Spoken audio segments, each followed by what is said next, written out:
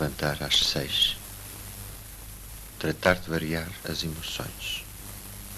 Ao refletir sobre a frase de Leonardo, a pintura é uma poesia muda e a poesia é uma pintura cega.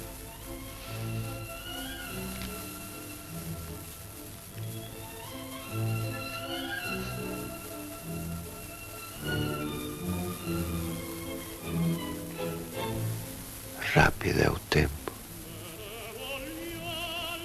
o grande devastador das coisas criadas.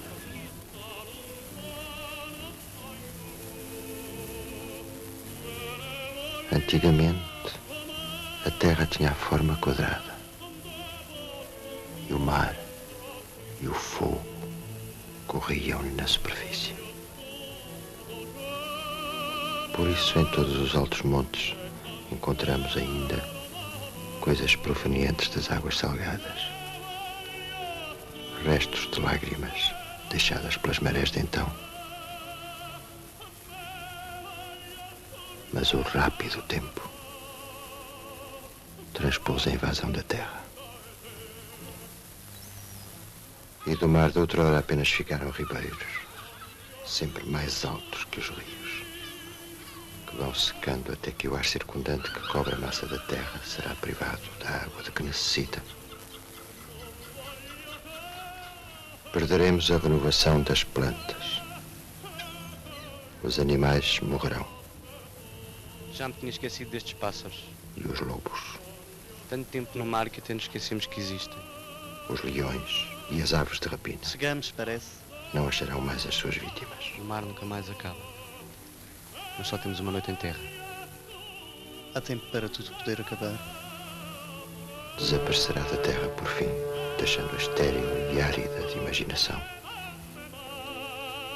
E quando o fogo consumir a água encerrada no seu ventre, a terra cobrir-se-á de cinzas e ficará nua.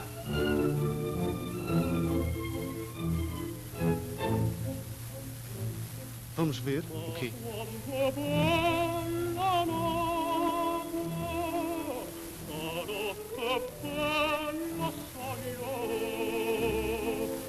Nulla già vista mai, più bella come amor.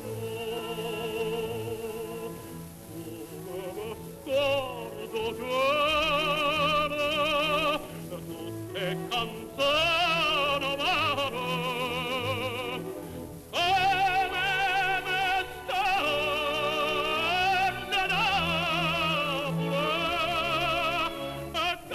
come me starte mamme va, come me starte dai.